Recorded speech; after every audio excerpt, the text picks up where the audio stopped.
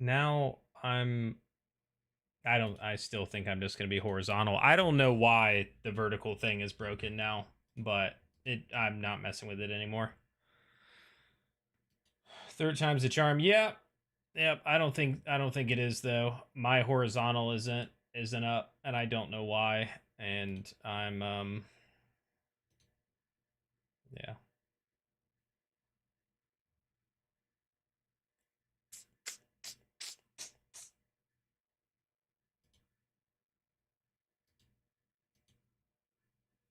But I'm not gonna keep wasting time on it. We're just gonna. No, I know, Jimmy. It's just they're both supposed to be there. I'm supposed to have two separate streams at the same time, horizontal, vertical, and it was like that last week. It all worked fine last week, and it's broken this week. And I don't know that I did anything differently. So it's a bummer, but it is what it is. Oh well. Since episode 13, yeah, and it reset. Like that should be different. Let me see if the thumbnail went back. The thumbnail reverted. The thumbnail is now last week's thumbnail. Let me update that. I don't know why this is. Whatever. Whatever. Trying to move on. Gonna try to move on. What up, Papa? What up, Jaden? Thanks for the welcome back. All right. Let's UT might. I don't think it is. Other people are doing it right now. No, I just refreshed or changed it, John, to say that. So let me turn this back on. And then we will stop being aggravated about this and do that. Yeah, it's fixed now. I changed it and I updated the thumbnail, so it's not messed up anymore. And let's just roll with it the way that it is. And we just won't get a vertical tonight. All right. So, last week, what did we do? The group finally decided that they were going to not stay with the Einfosens. There was also that very interesting scene with the Eerie where the guy saw something behind him, which I'm guessing is Julian's shadow, like his curse. Like, do we think that's what was seen? There was a wisdom save, and then the guy saw something. Are we thinking that that's what that was, is his curse? Yeah, drinking wine and jumping out of windows. So what are you looking forward to with this episode?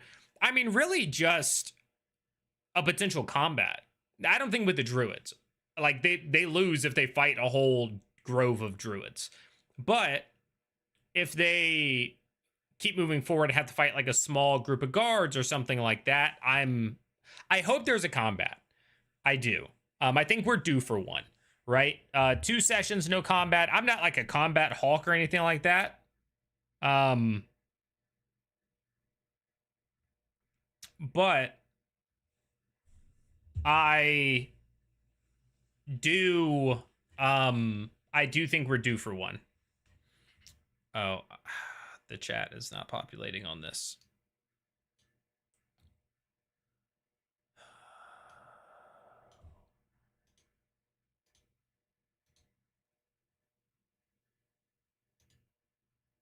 Okay. The chat is fixed.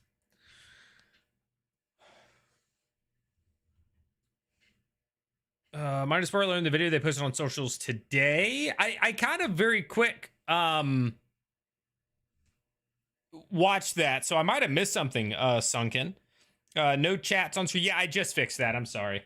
So let me catch. I have to read them over here. So how about that critical role? I did have a question. The dead guy, since he can't sleep and get a long rest, can he get spells? I was like, yeah, Papa Smurf. So most of the time with stuff like that, it's very similar to, I'm going to assume like a trance, like the elves do. The elves don't sleep; they enter a trance for 4 hours. The hollowed ones are probably the exact same. I'm sure, like if I go here, it's not going to be on there. But if I go to the actual material, it probably says like they don't have to sleep, but they need to like spend 4 hours relaxing or something like that, right? Like that's normally how those things tend to be. Everything is more that I'm opening up about it. Hey, Jade, thanks for becoming a member, dude. A max level character. We have level 1 characters, level 30 characters, and max level characters. I think you were the one and only max level character, Jaden. Fun fact, you are numero 1 on the max level characters. Yeah, I was trying to find very quickly like the Hollow One like details. But I'm not seeing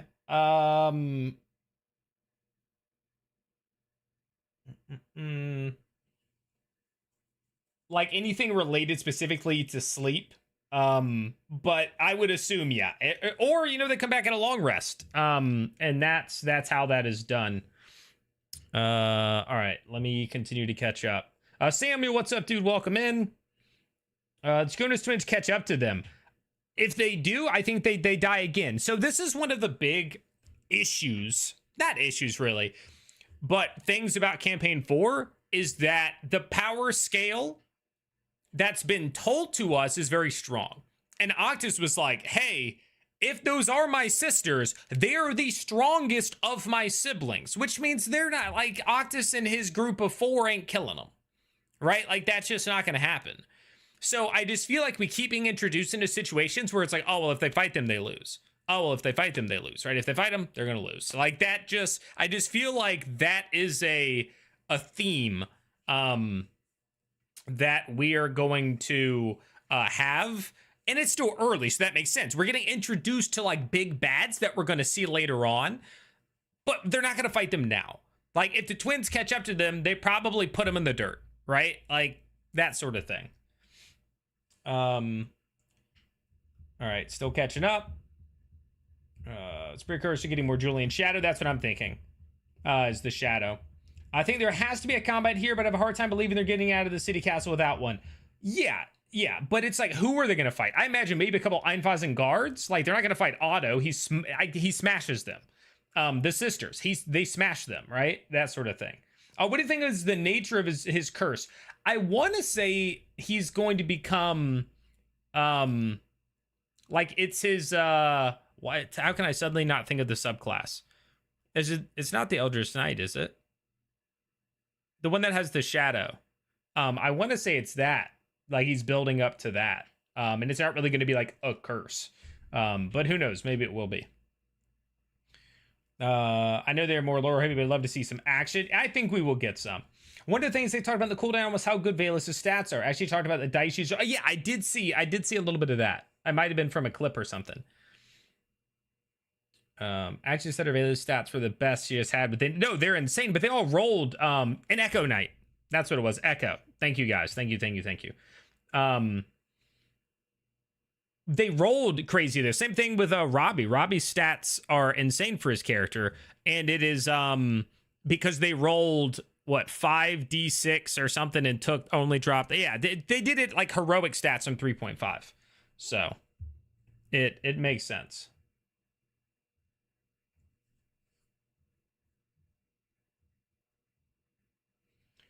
Episode, the first one I thought was below average. I will say this. I also didn't love last episode, but I can also look at it and say I don't have to love every episode. Was it a bad episode? And to me, it's like, it wasn't a bad episode. It just, there wasn't a lot to it. It was like a whole episode just for them to go, yeah, we should leave, and then leave, right? They discovered some stuff, right, with the Einfalls, and I think the Einfalls are a little more trustworthy at the same time. I don't know. Like, I can agree with the idea that, like, it wasn't the best episode. Yeah, little bit of a filler. I'm over the Hollow One repetitive discovery discussions, which I'm over Hal and his kids. No, I know, Paul. Didn't we talk about this last week?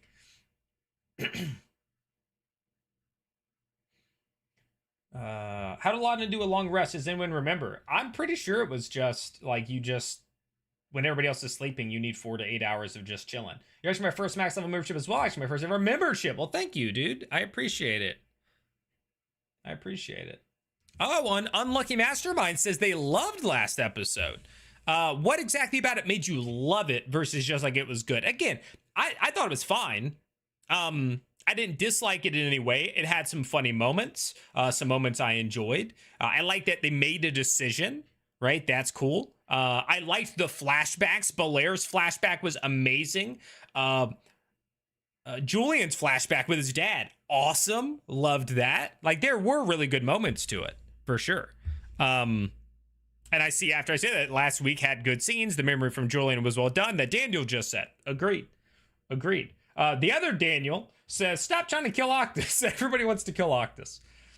Maybe the Demon Sisters find them instead. Also possible, but the Demon Sisters will then just discover, oh, that's not actually Wiccan tyranny. And then, like, do they really want to do anything about that or to them? I don't know. This week is, let's see. Morta says, 100% agree, love the new campaign, but this was the weakest episode. It could be readjusting the table, so I hope it gets stronger. Yeah, they got to set the scene. They have high rolls for things like if they have to roll and not just when they have passed without a trace. Most likely have a lot of 20 and higher. When I played, we never got over 20 much. Well, they have really good stats. Like, most of them have really good stats. So they're going to have maybe one or two higher than you might get. They've also failed some. It's just, you're going to, as a viewer, I just feel like you notice the big rolls more than you notice when they fail. Because the big rolls get a whole thing where people are like, oh, a 20. Yeah, this is what you get on a 20. And Brennan said, this is what you learn. And this is what you learn. And then when somebody rolls an 8, Brennan just goes, okay, don't really notice. And then you just move on, right? Like, high rolls take up more screen time sometimes. So you notice them more. So that might be part of it. But they could have also, they might just be rolling hot for a bit right now. Item on the Einfasen. Similar to related. Yeah, I posted a video on that already, Daniel. Not like a long video, like a short form. Didn't activate your Alexa. What if I say Alexa? I hope I got at least one of you with that. I hope one of your guys caught on. Last week had some good scenes. Maybe, yep. I said a short about this table and mentioned the campfire scene. I wasn't sure what they were referring to last week. Something happens. Yeah. So that I remember hearing something about a campfire scene and being like, we haven't had a campfire scene. Like, what are you talking about?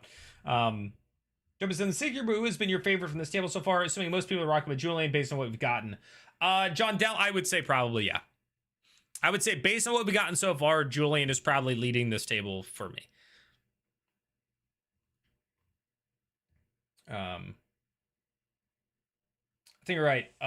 Dark Gifts, Echoing Soul. Yeah, Glory be Pro. That's where I'm leaning. Also, I'm sorry if I'm missing so many nat 20s. It does. They have rolled a lot of them, Tails. I think I'm finally caught up more over here, so I can start looking at the combined chat. So I'm sorry if I missed anything from another platform, like Twitch or TikTok. Matt's backstory, the suspense on what side the house is on. Amazing flashbacks, yeah, 100%. I think if they fight the Demon Sisters, they would have to fight each one separately. I agree, because I expect them to be a little powerful. Is it just me? Wait. Did I miss something? That you said, Pico? I don't see anything to go along with that.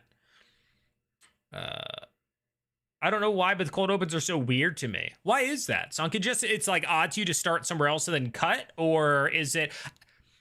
I like them for like what they are.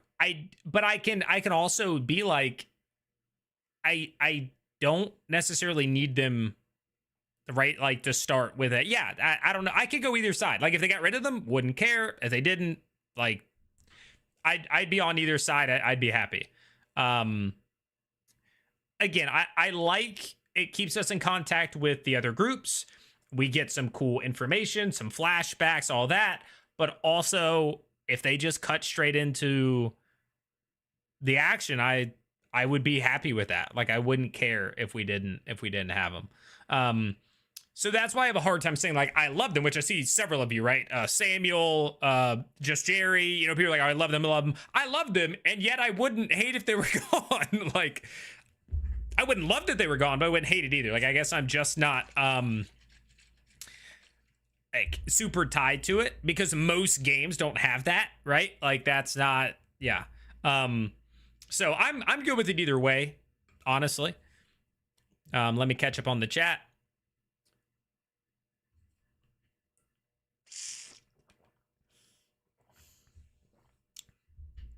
The danger this week is that the Einfasen will interpret their escape as an admission of guilt and the city will go into lockdown. Well, the alarm already went off and they're being chased, so there's part of that now.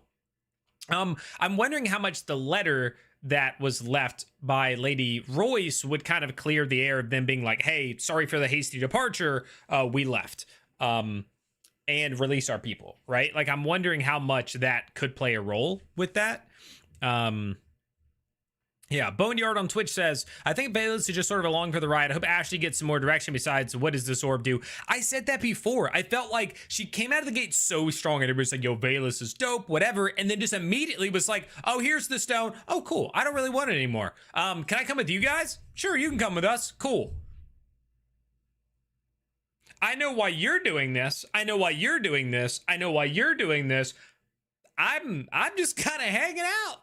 You know, you got the stone, you got some necromantic abilities I might be interested in, right? Like, it just, I agree. I agree. It feels like she lost a little direction despite having a very strong direction at the start. Like, first 2-3 episodes, boom, direction. And then immediately was like, eh.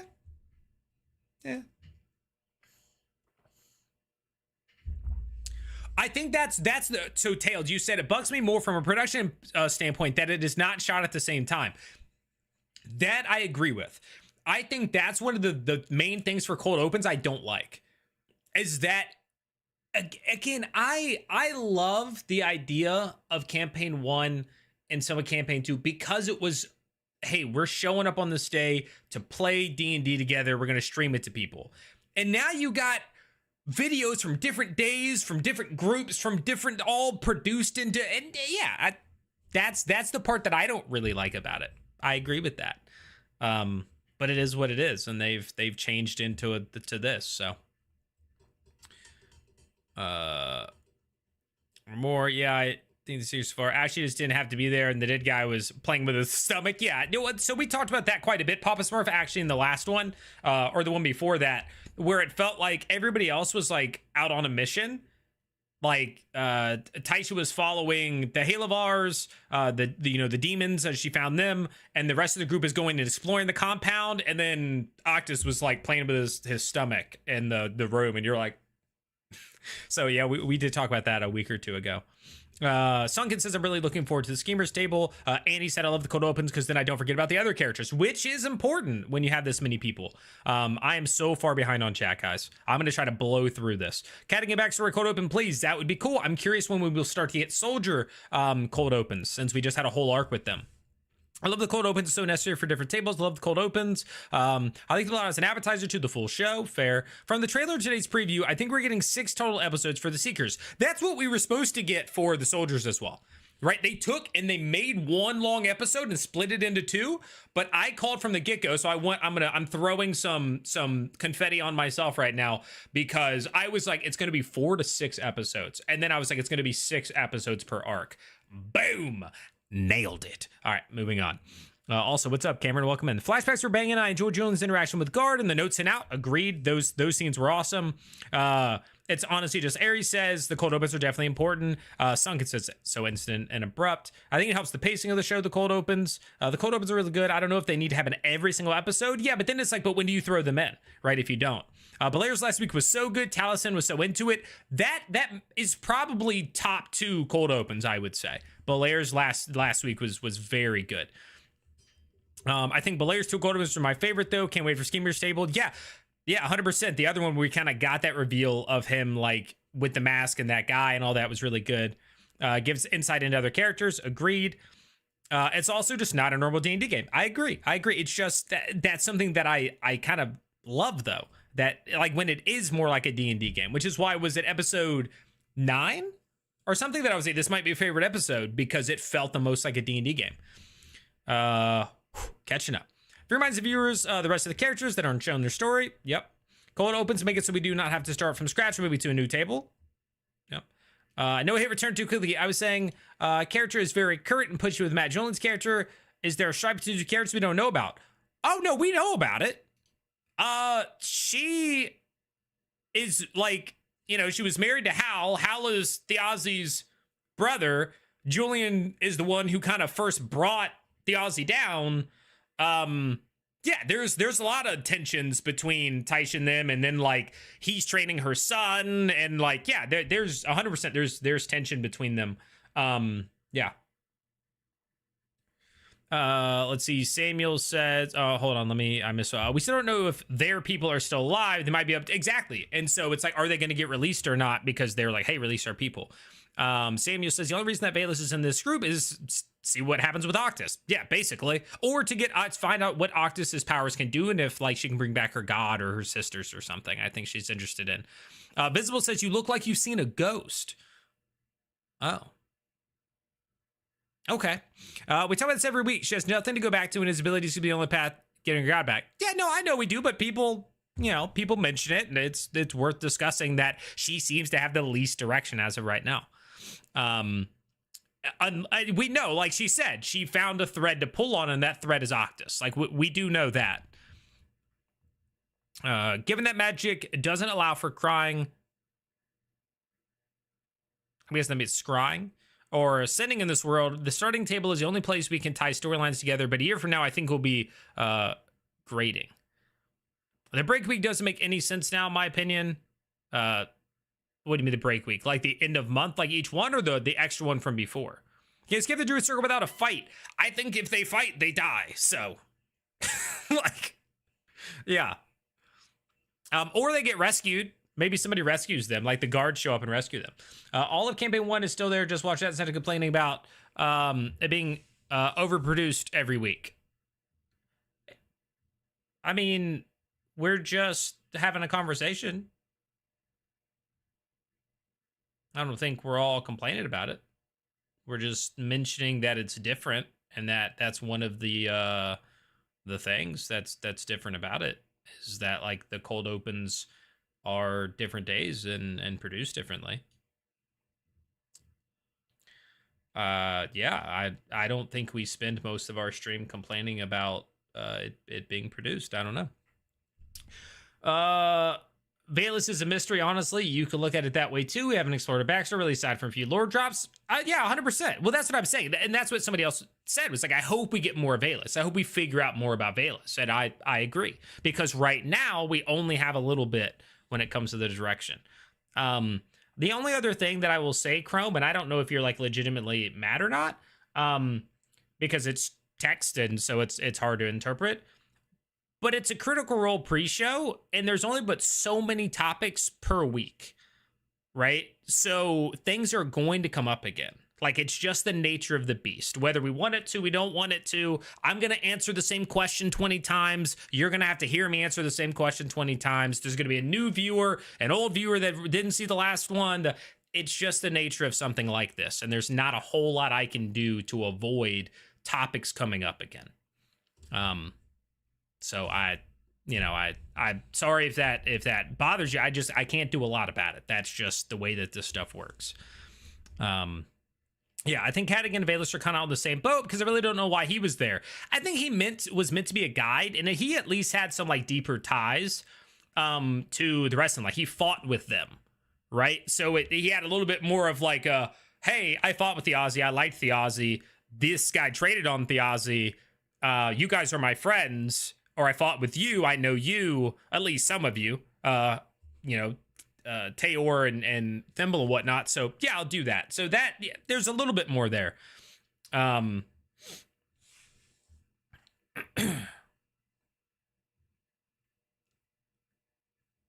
the Dakotas actually know that Octus was still alive before he let loose Cat? No, I don't think. Well, I don't know if we ever got confirmation for that, because it was pointed out that they wouldn't have found their body, or they wouldn't have found his body when they went to clean it up, because we know that they cleaned it up. They held a feast.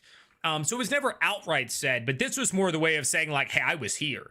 And they did report to the Einfasen, the Royce killed our son, talking about the Dakonas. So yeah, maybe they didn't know. Glory. Skyward is definitely the team I'm looking forward to the most. I just love political intrigue so much. Heck yeah. Shed light on the whole Julian Taishi deal, and I pick up on that connection. Thank you. No problem, Biko. No problem. And I feel like I'm missing something. I feel like there was even more that kind of tied them and split them up. I got a chuckle that Octus's letter said like, "Hey, dead guy here. This is who killed me." Yeah, yeah, that's really interesting to be like, the Royces didn't. Here's just a random letter. The Royces didn't kill me. My family did. Okay, cool. Haha, 69 watching on YouTube. Nice. Maybe they're developing Ashley's character. Oh, hold on. Considering it was so dangerous to keep ways not to die. I know they've said in your videos, but I had to put my 2 cents in. No, I hear you. Yeah, maybe they are developing Ashley's character so they have more things to reveal, and it isn't all at once, then none later. Yeah, again, it's, you know, people can understand that, like, she doesn't have as much direction. Like, it feels like she is more loosely connected than the rest right now. That's not even like a hate or anything. It's just pointing out right now she feels a little less. Like, she's like, I'm interested in what Octus can do. Whereas everybody else is like, I want to find if my family's been killed, if my house was destroyed, my family tried to kill me, why? Right? Like, I want to right what wrongs my family has done. Like, everybody else seems to, I want to find my son who's at the Barrow Dell, right? Like, these are all things that the other characters are being, and then she's like, that guy, I want to know about that guy. So that's it, and we're gonna get more, right? They're going to have more meaning, and everybody's gonna have their arcs and their moments and their personal storylines. That's what's gonna happen. It's all gonna be okay. If the Dakonas twins are in town, that suggests that there could be a larger Dakonas presence in the city. We're supposed to conclude that the twins got the message by, yes, that's what we're supposed to conclude, yes. The idea is that the Vulture found it closer, and then all of a sudden the twins run into town. I don't know if that means there's more Dakonas in the city, because I think that they were just like nearby. So I don't know. Maybe a group with them, like a small armed guard with them, just like we saw with Univere and whatnot before. Like, they had a sort of envoy with them, but I don't know if it's like there's a bunch in there. That matter really just kind of annoys me how many people tend to point out that they don't like more than they do. Yeah, that's fair. So places like this are a forum for these discussions, and I would say some of these other people, they are saying other things, right? They are leaving other comments saying, I like that and I like that, and then pointing out like, well, this was this and this was that, right? Like, I mentioned that I miss, like, I prefer when they play more like a D&D game. I still watch every episode. I still enjoy it. I still make content around it. I still talk to you all about it. You can do both. Like, I can say I enjoyed this and I miss that aspect. I still like what they're doing. And I definitely don't think I spend most of the time making any sort of complaints. No. I imagine that they are recording more episodes now because of Brennan's paternity leave. Ooh. Yeah, that'll be interesting. How all that's going to work. Maybe they go super hard and they're like recording twice a day for like weeks, you know, with different groups. Yeah, intriguing. How about a sisters fight? Demon Sisters versus Dakonas. Ooh, yeah, but why would they want to fight them? Why would the Demon Sisters want to fight them is the question. Yo, what's up, Dane? Pre-show is much better. I'm glad you enjoy it, Dal. I'm glad you enjoy it. And here's a dead cat to prove it. Except that's where it was just like, it's me, Octus, dead cat. How early we are in the story for all these characters is episode 14, but for the Seekers, only the 7th week that we're getting to know them. Agreed. There's still so much more to learn and find out. Oh, Journeyman's here. We're about to see the wildest predictions. What is Einfazen's end game with keeping them nearby? Are they grooming the Seekers as deniable assets, future scapegoats, or genuine allies? Well, I think they wanted to they didn't know yet. I still think Einfazen was trying to figure out how they were going to play this. And now they might have missed their chance because the players have tried to escape. So yeah. They had half a year to record. They're okay on the backlog. Yeah. I do think that they are quite a ways ahead. You're doing a great job. I appreciate it, Dan. Thank you. Hello's lurking. Hello, Sherry. Welcome in. Part of her story, like her purpose was to be a soldier, is now dead. She doesn't really know what to do with her. And I 1,000,000% agree with you, Crow. I think but it made it. So again, I agree with you. It made it a little jarring because she showed up with so much purpose. She walked in and was like, you took something from me, give it back. That's all I care about. She walked in to the bar fight scene and they were like, blah, blah, blah. She was like, I don't care about them. I just kill them. I don't care that they don't have weapons. I don't care. Like, I have one purpose. Boom. And then like, now she doesn't have it. So it's she still has that, and it does fit her character. I agree. When you look deeper, you see this fits. But it is also that's all, you know, to me, it was just like a whoa. She just felt like she very quickly switched into something else than what we initially got. But I think lacking direction, like you said, she was supposed to be a soldier for her god. Her god died. Then she was supposed to protect these things. The things went missing. Now she found them, but she's somewhere else. And she had that revelation in that episode of being like, well, if I take this and I go back, I'm just going to be back there alone again. I'm just going to be back there sad and alone. So I'm not going back. And she stayed with them. Yeah. We know that resurrection magic doesn't exist, but are there restrictions on communication magic? I know Murray did message or something in an earlier episode. I think that was kind of discussed. I don't remember exactly what was said. I think teleportation magic was mentioned as something that is like not super existent. I can't remember exactly about communication magic. Excited for the episode. Glad I can make this stream. Hey, what's up, Roma? Thanks for popping in, dude. Good to see you again. Yeah, I think there are several types of magic that are severely limited in this world, and I don't blame them. Like teleportation magic, as Tails says on TikTok, only things like Misty Step is basically it. Because as a DM, when your players can be like, oh, this isn't exactly awesome. Yeah, we're going to crack that spell that just takes us back to the home. You know, like just all that sort of, oh, you had this whole plan for us to like travel across this landscape. Yeah, we're going to teleport. You know, like those sorts of things. Daniel with the super chat. They always come back. Oh, hold on. Where do we think the Seekers would go next if they get out of the city safely? My guess would be to find Taisha's son, to go in that direction, find out what Octus's vision meant. What did he see? Yeah, like that's where I think they're going. So yeah. Mostly, not only for that, but because they kind of hinted at that, where they were like, "Hey, we're trying to do this," and they talked to Taisha, said, "We know that we know you have something that you're trying to do, but we need to figure this out." So that's my guess. Go to the Golden Orchard, yes, but one, this group has different goals, right? The Royces and Davinos wanted to figure out what's going on with their people and the Golden Orchard, but you also have Taisha wanting to do that, and then yeah, there's multiple. I think the closer place though is the Barrow-Dell. I don't really know where the Golden Orchard is. Okay, Augustus character should have a cartoon for me so far. I feel like people are either going to love it or hate it. Yeah, most people seem to love it though. Yeah, what's up, Emma? Welcome in. Watch that crying girl come back in episode 200 with a bomb drop. Wait, are we talking Lady Ingrid? Einfosen's daughter in the tower? I like the cold. Cameron says, I like the cold opens, and I feel like they could be enhanced if they provide new context to the new episode. Stables, Tyranny because they're sisters, or Azuna because of Einfosen's. Yeah. Yeah, they're using them fairly well to fill us in on like backstory, what's happening at the same time. Like they've changed it up. Sometimes it's just a flashback to 15 years ago, and other times it's like a day ago. Either a tailgate or a cooldown. Okay, cool.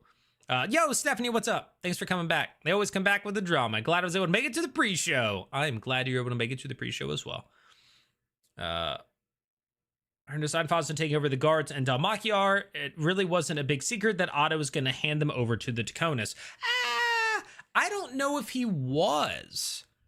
Like, I'm still not sold that Otto had made any actual decision. Personally, I'm not sold that Otto Einfosen, Lord Einfosen, has decided if he's going to do something. So magic is just too OP. Yeah, in a lot of ways, yeah. Tabasco Sweets. What a name. Tabasco Sweets. What I'm thinking is that rejuvenation in a divine sense is impossible. Yeah. So they've talked about right now one of the points of the druids is that like reincarnation is like one of the reasons the druids began to like rise in power again or something like that. I think has been tied into, but everything else is kind of broken. Use the trees, the very first campaign is the best one. Yeah, so there's the tree teleportation stuff. There's another one that one of my players has. And he basically sets like a home base. I don't remember what the spell is, but basically he picked a spot, was like, I can, like, we can come back here. And then he went, it wasn't like a teleportation circle or something. But there's like a city, and he was like, oh, once we can go back, I can just take us back. So they have kind of like a get out of jail free card, unless they're in like a, you know, anti-teleportation zone. Other than seeing touches and hearing drums supposed to be the underworld or something. Yeah, it was something like that, where it was like looking beyond the veil, seeing an orc warrior in front of like an army or something. Like, I'd have to go back and get the specifics, but it wasn't even that they saw the sun. They just saw like an orc warrior standing in front of this thing, and I think undead or something like that, and the like roughly location, which was like the Barodel or something like that. I love that they started to drop lore. Yes. So I've already covered, if you guys haven't seen, I put out shorts and TikToks and whatever about, they released the banner. If you guys haven't seen it yet, let me know. The banner for Taconis is out. So they show the symbolism of it, and then they give a little bit of lore on it. And then the same thing with the Einfasen today. They gave us a look at the banner, and I'm not gonna lie, I think the Einfasen banner is better. I like the Taconis one, and then I saw the Einfasen and was like, that's actually really good. It's actually really good.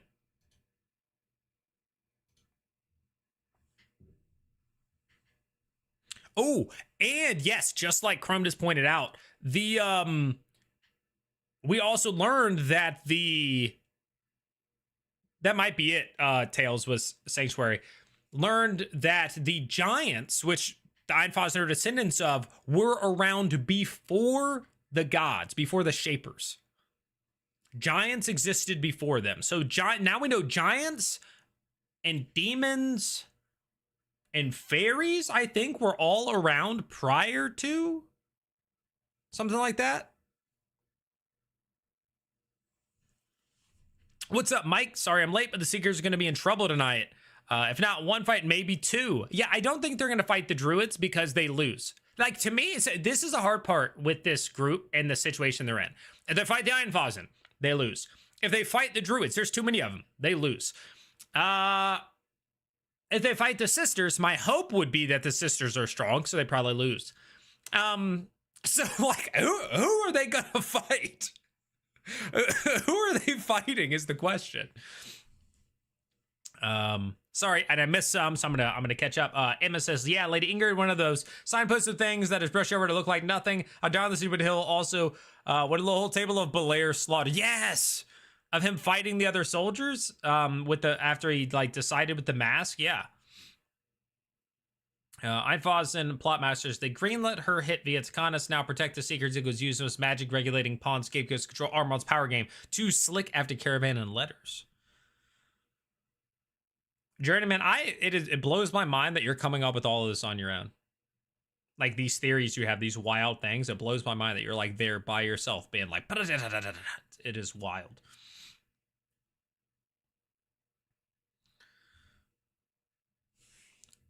Einfasen Beta was sick. I agree. It looked really, really good. I think they could have talked Otto into helping them. Handing them over is a weak play politically, especially when you just have to let Julian loose and he will attack the Tacona. Yeah. I mean, he probably in vain. Probably dies, but yeah.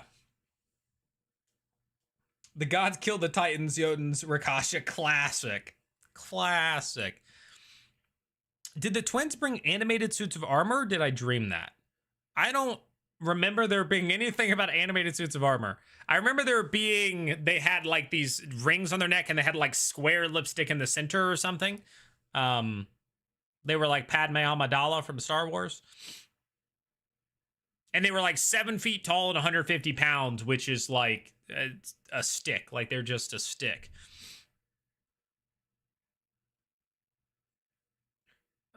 are giants the same as primordials because the statues built over an older religion? Yeah, so that's what I'm curious about now, because they also, that giant hand that the schemers came across and like at the Arcanaud, the museum.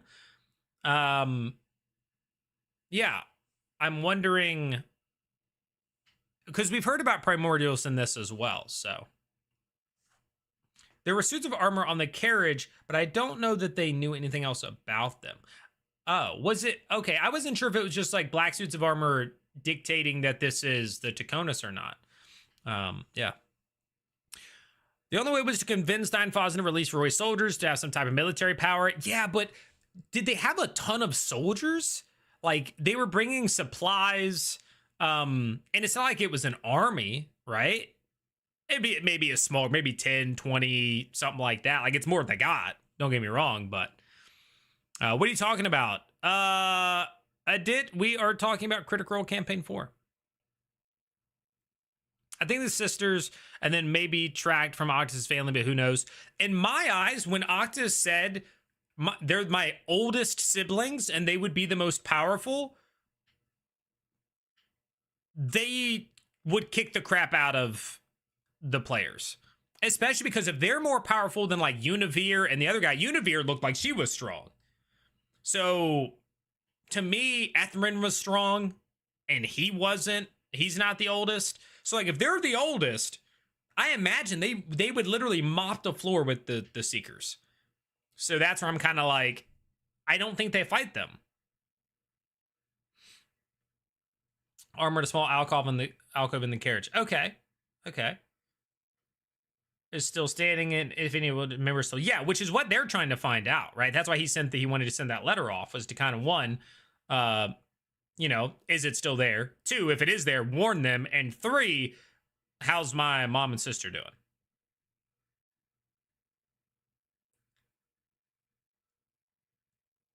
Yeah, I don't know if it would be animated or anything like that, but who knows? Maybe. Or maybe that's their armor. They're just not wearing it.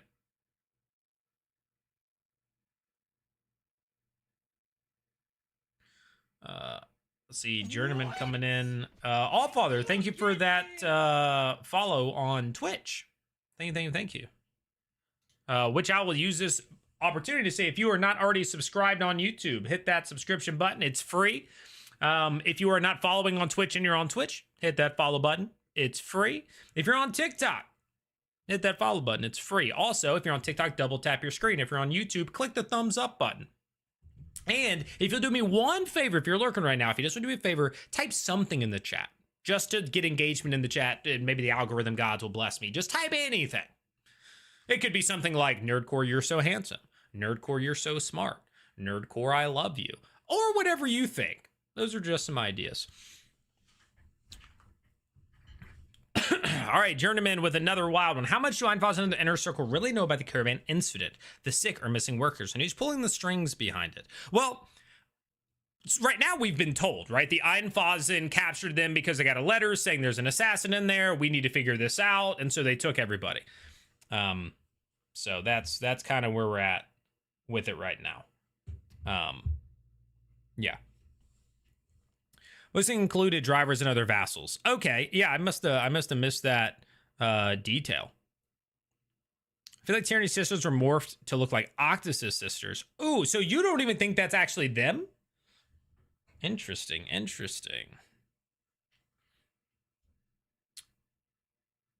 I'm more crazy to notice people. Is there gonna be? I don't know, but they all seem pretty creepy. Something I found weird about the episode, they're in a rush to find out if the people of Golden Orchard are safe, but leave the others imprisoned. Aren't they of the same people? Yeah. And so that's where we got to that part where she was saying, or Julian said, you're more important than they are. And Aranessa was like not really a fan of that, but he was like, you're the leader of this. We just have to like hope that he will actually free the people, right? Like they were like, and that was in her letter was like, you need to release our people and tell them to head towards the Golden Orchard. And so they're just hoping that's going to happen. I think the power level is somewhat blurry since Thimble 1v1 the Ceramite Knight. Yeah. Yeah, it has been blurry from the get-go, though. Jason says something. Nerdcore, you're so handsome. Hey, thanks, Jow. Hope I said that right. But does he love me back? Seriously, they can field a sports team, including water boys and coaches. There are a lot of them, Stephanie. Something in the chat. Thanks, Dalga. Okay, hot take. I'm ready for it. Give me the hot take. Nerdcore has great hair. Do I, Jeremy? I guess it ain't bad. I don't know if I'd say great, but it ain't bad. I talked about this last week, I think. I think my hairline's gone back like a full finger's width since my 20s. I think I lost a line there, guys. Let's keep it going. With all those 7-footers, they're winning the sports games too. That's true. You should field a full sports teams. They got a bunch of 7-foot tall people. Don't challenge them in basketball, or their wide receivers are going to be taller than yours. Their offensive linemen are going to be taller than yours. They're going to hit the headers in soccer better than you are. Yeah, so you're going to have the Einfasen are like the real burly brute, like great. And I think they're probably pretty tall too. But yeah, I don't know. I think maybe Einfasen is football, like American football, and then Taconis would be great at basketball. So handsome, so smart, Nerdcore, I love your content. Thanks, Jaden. I appreciate that. Attack in the city, attack at the orchard, and at the same time shut down the supplies and men. Yeah, no, they stopped the people getting there 100%. I'm with that.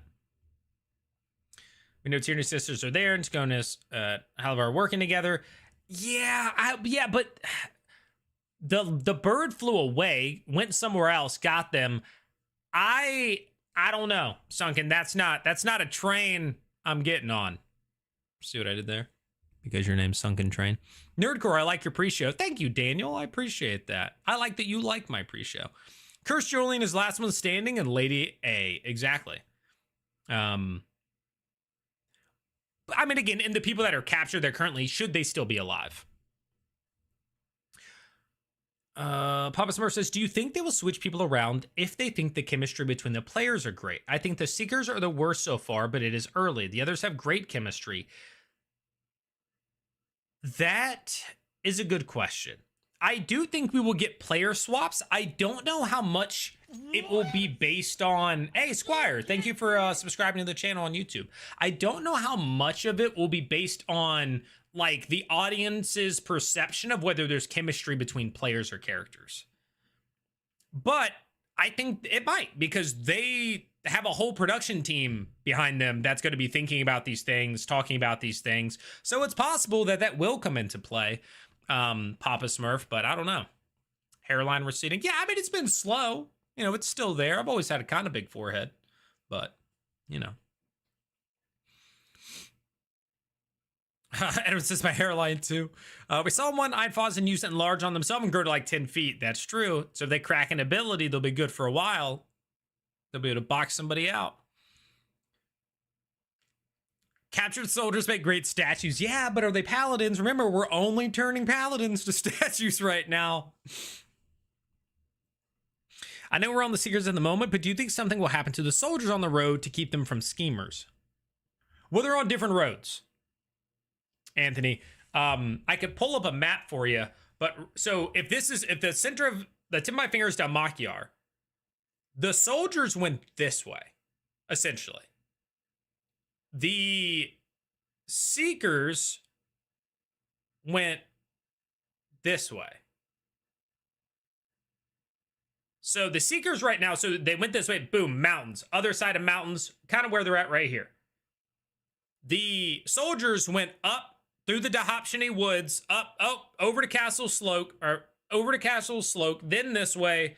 So yeah, they're different. I don't know that they would run into each other unless their paths just took very different directions right now.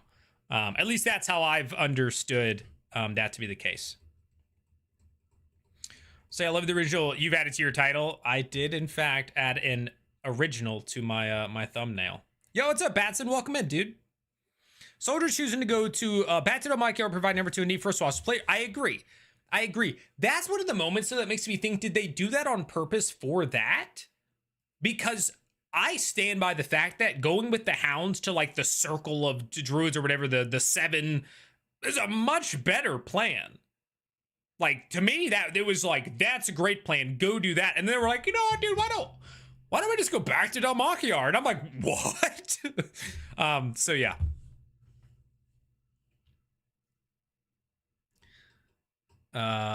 Only the best for the houses, and you are pally, and you are a pally. Exactly. Everybody has to be a pally. They haven't expanded out to turning the rest of them to stone yet. Leffed, welcome it. Good to see you. I love the secret table and their chemistry, honestly. We kind of don't like each other, but we have to work together vibe is something I love. Yeah, and they're very much in that. I think mostly right now, though, it's just Julian as an antagonist with the other three. And not even so much Valus, really just Taisha and Octus that he's kind of like meh towards. But the others aren't. Like, there's not really anything. I think Taisha finds Valus hot and is trying to hit on her. And then Octus is just like I don't know, my stomach's open.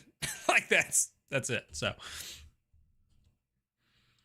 I hope that they don't change the players from the tables yet, but I do see the soldiers splitting when they come back. Yeah, I don't think it's happening now. I think we're going to get a full arc with all three groups before anything like that happens.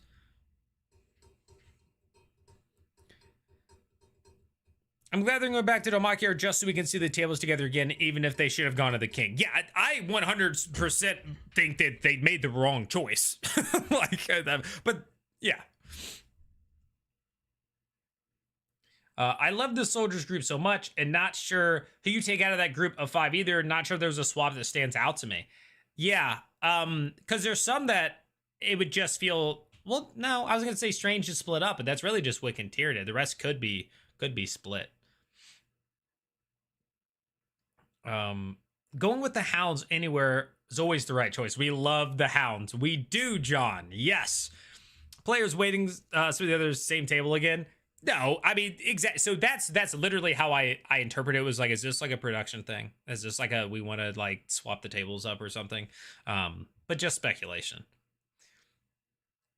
So what you guys are talking about makes me think, based on characters only, not your favorite players, characters only. If you had to build a table of 5, what 5 characters would you like to see on the same table? This is prompted by y'all's discussion. I just saw Stephanie's where she said, I think Tayor, Cadigan, Murray, and Azune would be cool. So I want to know, it could be 4 or 5. If you don't want to do 5, just do 4. But I want to know, if you could build a table of characters, which 4 or 5 are you picking?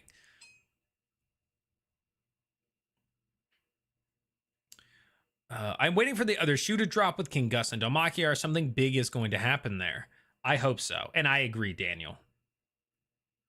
I agree. I want something big to happen with King Gus.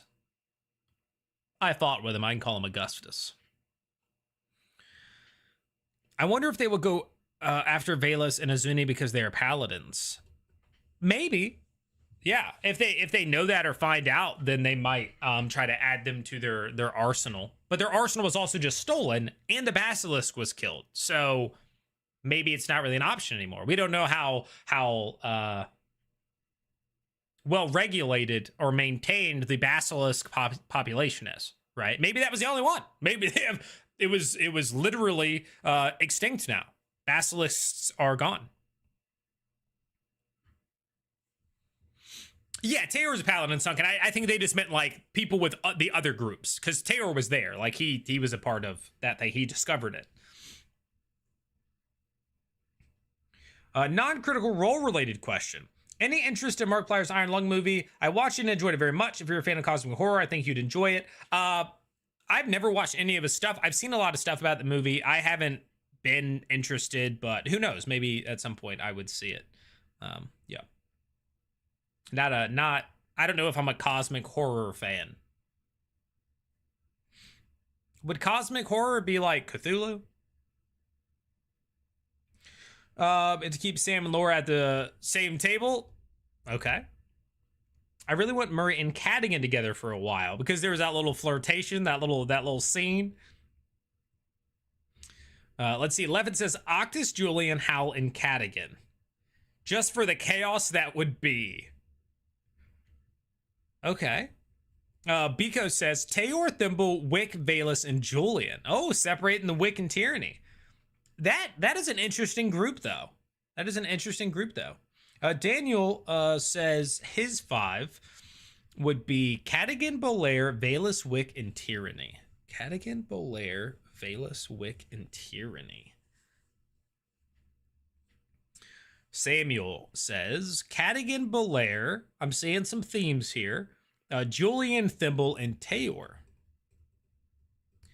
I don't think Julian would like being in that group. I don't think he would enjoy that. Tayor, Cat, Julian, Azune, and Thimble. Cadigan's been in a lot of these. Tayor's been in a lot of these. Julian's been in a lot of these. Give me the Falconers Rebellion crew plus Julian. I know Robbie said he really wanted to explore Cat and Julian dynamic as well. I also want to see that. Tails says Bolaire, Tayor, Valus / Octus, Wick / Tyranny. They count as 1. Oh, okay. You're gonna have 6, but you're saying the 2 groups are only 1, so it's 4. Got it. Cheating the system. Anthony says, I mean, above board, it was the bad decision, but a character makes sense for Thimble. I think that's why Brennan told him that neither way was wrong. Also, to be honest, I'm really enjoying the tables as is. That's fair. Yeah, I'm fine with the tables as is as well, but I'm not going to be like against them changing them up if they want to, especially if it makes sense narrative wise. Yo, what's up, Toast? Pre-show. Got any other D&D shows recommendations? Depends on what you're looking for. I only watched like the first like 6 episodes of it. Natural 6. It's like a UK version of Critical Role. It has some big voice actors and stuff. The guy who voices Geralt in the Witcher games, Doug Cockle, he's one of the characters. One of the biggest voice actors right now. He played in Final Fantasy. I think he did a main character in Clair Obscur, but his name is escaping me right now. He's in it.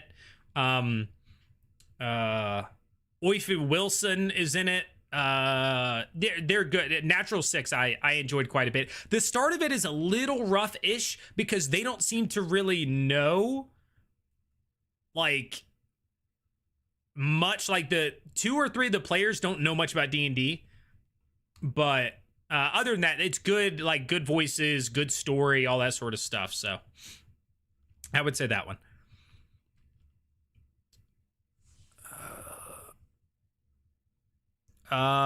Son or Surin, I'm not playing Juice World. I don't like this is a Critical Role pre-show, and you're just like, play Juice World! Play Juice World!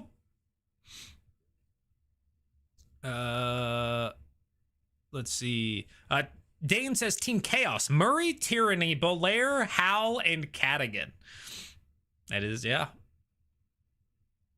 After the disrespect Julian did to Taz, I would love to see Thimble and have to work together. Yeah, that is going to happen. Something is going to happen with them. I guarantee it.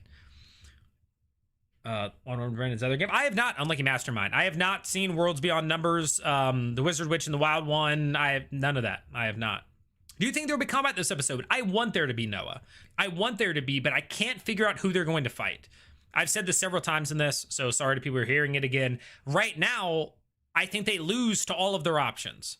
They fight the Druids. There's too many Druids. We don't know how strong they are if they lose. They fight the twin sisters of Ticonis. They lose. They're too powerful. They fight Einfossen straight up. They lose. Now, if they fight like a small group of guards from the Einfossens, I think they win. I think that's a fight. But like not an army of militia, not Otto Einfossen himself, right? So to me, it's like, who the heck are I think they should fight, but I don't know who they can fight and win. Like that's where I'm at. Would hate being in that group, and that's the fun of it. Crumb says, missionaries just knocked at my door. Should I go to church? If you want to. Julian joins the Famed Falcons and gets killed by one of them in about 5 minutes. I would, and I am horrible with the names. Tinker, Sam Sky, The Mask, Julian, and Robbie Sky. For Tinker, you're saying Tinkerbell, or you're saying Thimble? Thimble? So you're saying Thimble, Wick, Bolaire, Julian, and Cadigan. All right. Coconut 90, welcome in. Good to see you. I think you're a first. I don't think I've recognized your name. I agree that the soldiers going north would have been more interesting, but that would have been the purpose, or what would have been the purpose and motivation for them to take that path. It seems more logical they go back instead. Safety and the being able to like pass on what you saw, what you learned to the council that they were going to see, the protection of the hounds. Yeah, I feel like there's a lot of threads you could pull as to why they would go there. Getting your brother turned back almost guaranteed, like you know that they're strong, versus being like, I hope Belair and Murray can do it. You know, like, yeah, those are my thoughts at least. Julie would hate being in any group. That's true, unless it's with Lady Aranessa.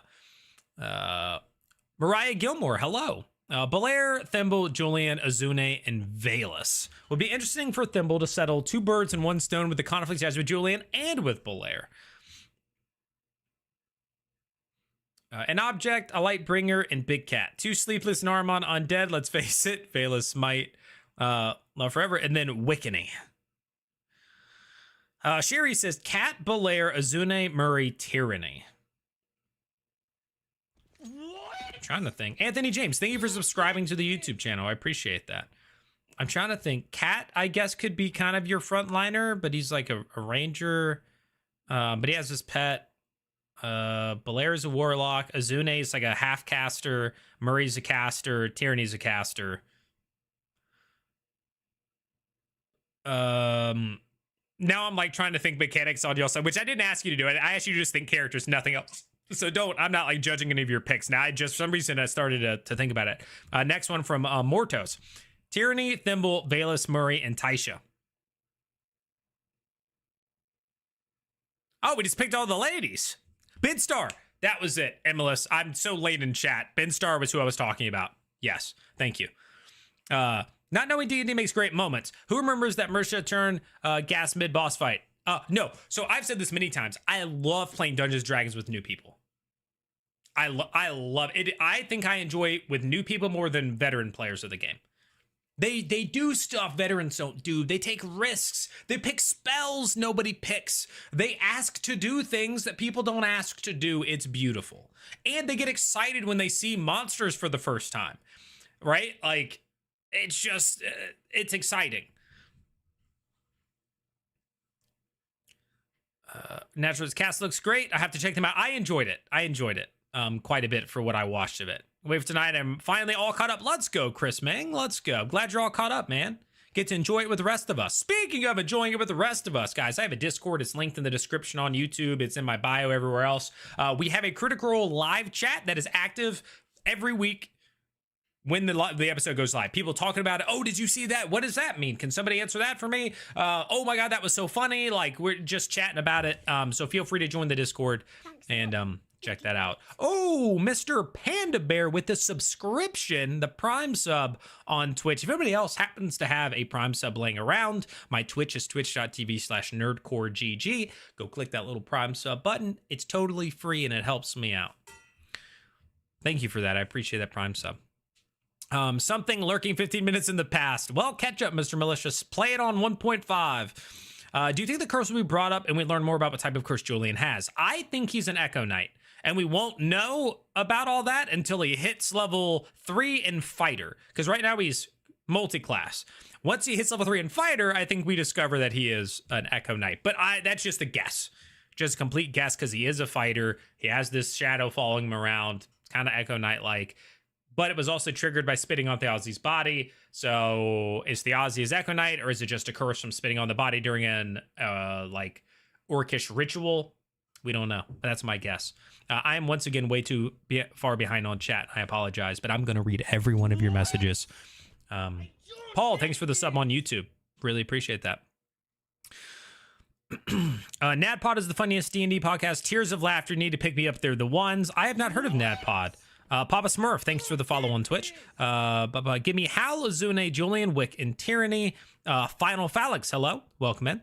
Julian, Thimble, Wick, Octus, Murray, just like the cows of them hating to be together. A lot of people have picked something like that. Elmer on TikTok, thank you for the goat over there, the gift of goat. I hope Valus tells Julian about the curse. She learned about it the night the house was attacked. Yeah, she hasn't really said it, and she's kind of known for a while. And she said it was it in like right after the episode ended. She was like, "You're cursed," and something like it came up. I think. Swordsman, what's up, dude? So excited. The Julian curse happened in the actual episode, and it's probably a minor thing, not a background or class thing. If that makes sense, don't give me a word for it though. Yeah, I mean we're all speculating, right? I'm thinking it could be Echo Knight because a lot of people talked about that. It could be completely unrelated. Totally possible that it is unrelated. It's literally just a curse or a small thing. Used to be humbled by either Thimble or Hal. Yeah, I think he's slowly but surely becoming somebody else, Candle Gal. I would say that Brendan would just give them an option to Demikar to save Sid. Yeah. I mean, there could still be an option there, don't get me wrong, but I don't know that Bolaire and Murray are going to be the ones who do it. Flew up 200 feet and polymorphed two opponents and dropped them, but then they'll just turn back, right? The real question, will Tyranny separate from Wick? I wouldn't think so, but they're going to grow and learn, and maybe he'll free her from her contract. Yeah. We're talking about fighting teams. No, so when I said the groups, Jimmy, it was strictly based on what characters you want to see together, not their mechanics, not the players, just the characters you want to see together. And then I am in my own and kind of talking about like, oh, well, this would be an interesting setup mechanics wise, like classes, front lines, casters. But that's not what the people are basing theirs on.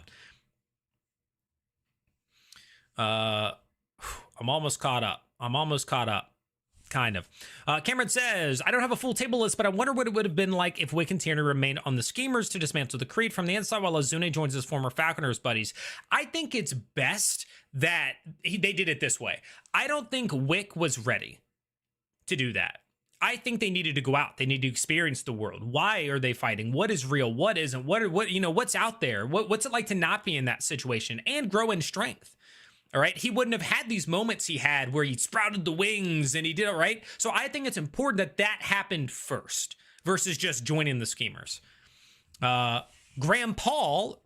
Thank you for the recaps. I appreciate the time you put into it. It helps me to remember what happened before the next episode. You are welcome. Thank you for watching them.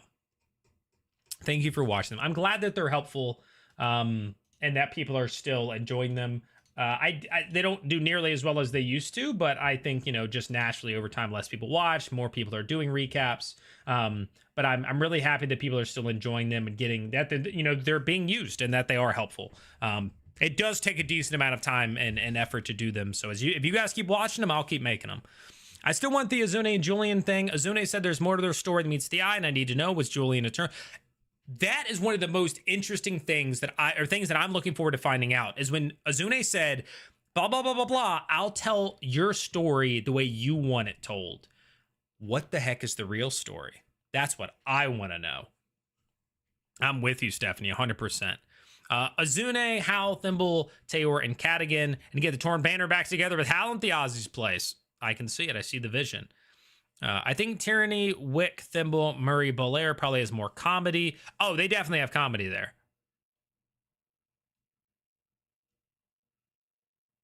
I might even like Cadigan in place of Thimble in that one if I'm going comedy. Just because he's so like gruff and they just be kind of picking around. Dane says, yeah, the new players are such a delightful opportunity. I try to always incorporate a mix in my table. I'm with it.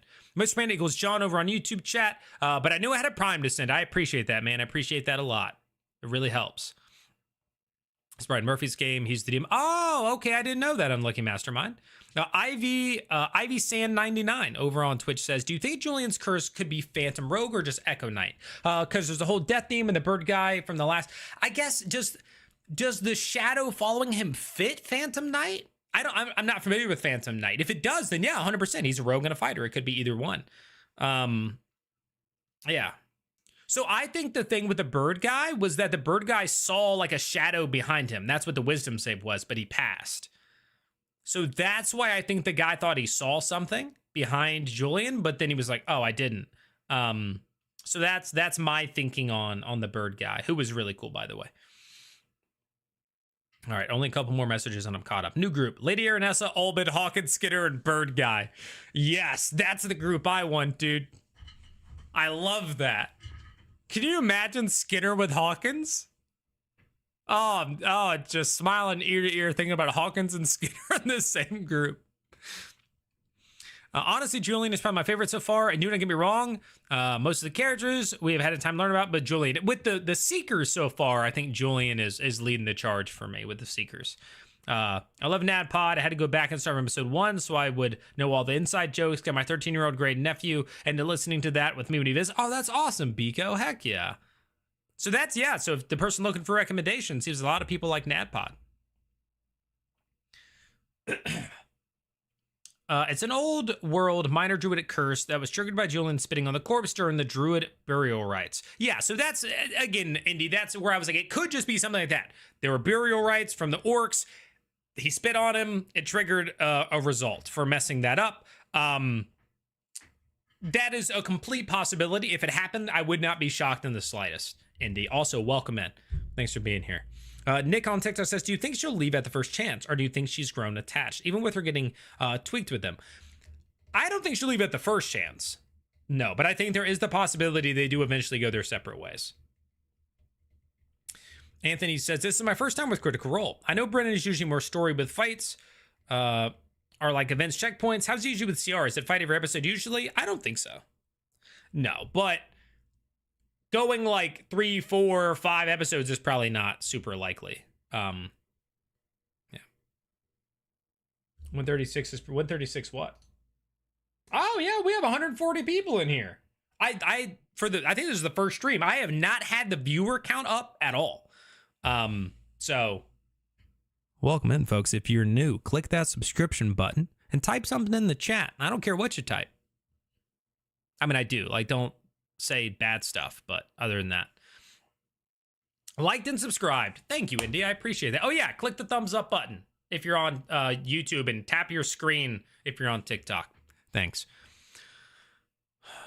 My favorite bit from Julian and Izune was his "Who are you" line. Yes. Yeah, and that was in the same sequence, but I remember when I did the recap on that, it was in the recap of the review on that, and I was like, that scene was so epic. Azuna's like, hey man, you know, if you this and that, maybe we could all get along, and Julian's like, who are you? Who are you? What are you talking about? Like, why are you talking to me? I loved that. Bird Guy was my favorite NPC. I don't know. I wouldn't put him as my favorite, but he was fun. I definitely think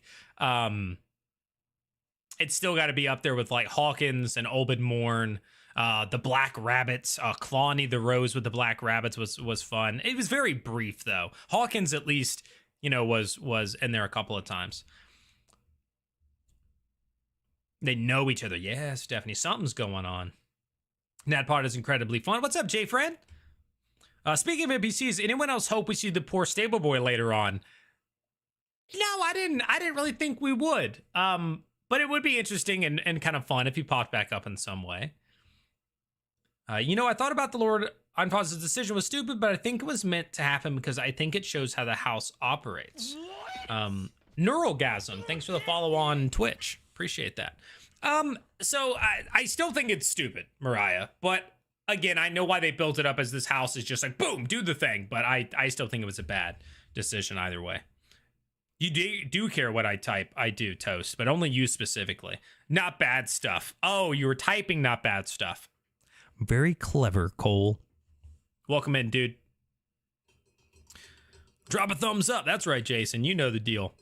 Brennan originally with D20 used to do a fight every 2 episodes, constantly fighting. Were his combats faster, though? Because in this, some of these combats have been like, hey, welcome. This 3-hour episode, 4-hour episode is a combat. I also know Julian has had 3 different accents. He has changed it up a little bit, Connor. There's been so I didn't full on notice it, but he talked once and I was like, is that how he's been talking the whole time? And I just went with it. I don't really care, but I was like, I don't remember him talking like that this whole time.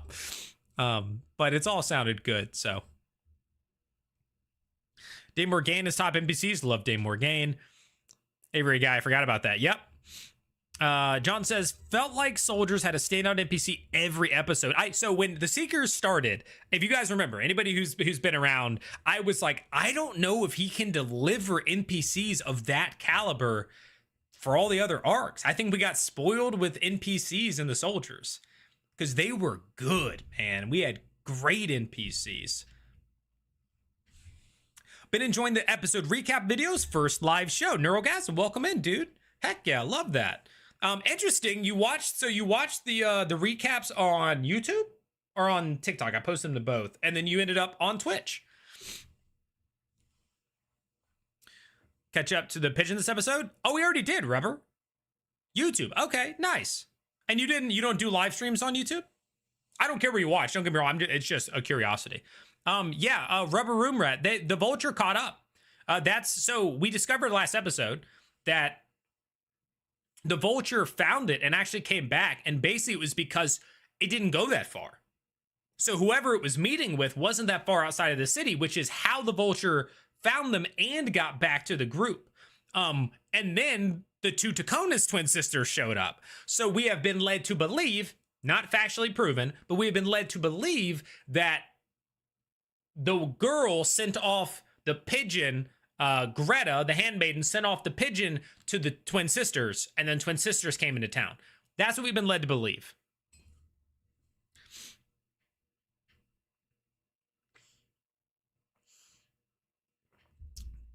Was the red cap? Oh yeah, Cano Gal. Skinner was awesome. Skinner was so much fun. That little love triangle between Skinner.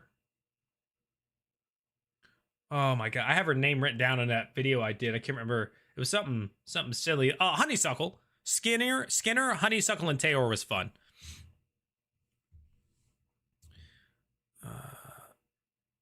Combats would take most of an episode, but they were no longer than 2 hours, I think. Okay, so relatively short comparison. Who do you think will be the first cast player to be killed by Brennan? I've been asked that quite a few times.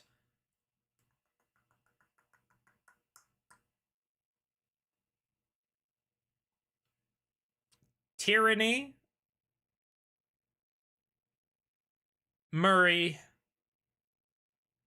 I don't want Wick to die, but Sam puts his character in risk more than anybody else. So, like, I feel like I have to put Sam in there. Tom, thanks for the subscription over on YouTube. Really appreciate that. Prefer Twitch for live streams. Yeah, totally fine, Neural. That's why I go live everywhere, so people can watch wherever they want to watch. And I'm with you on that. I've started to lean towards YouTube for live streams a little bit because I have premium. But yeah. In Dimension 20, sometimes combat took the whole episode. A lot of campaigns went heavy RP episode into a full combat episode. Okay, so a little bit of back and forth. Julian is just a French, Italian, German descendant. Yeah, just you know, he's got a little bit of everything. I said most of the fights would end in the defeat, but how can they leave the city without fighting? Yeah, I don't know. So maybe they talk to the druids. Taisha talks them out of fighting them, right? Maybe they bring Octus out and he explains, like, dude, I'm sentient. Like, I'm here. I can talk. I don't know what happened to me, but something happened to me. And the druids are like, okay, we'll help you get out of here.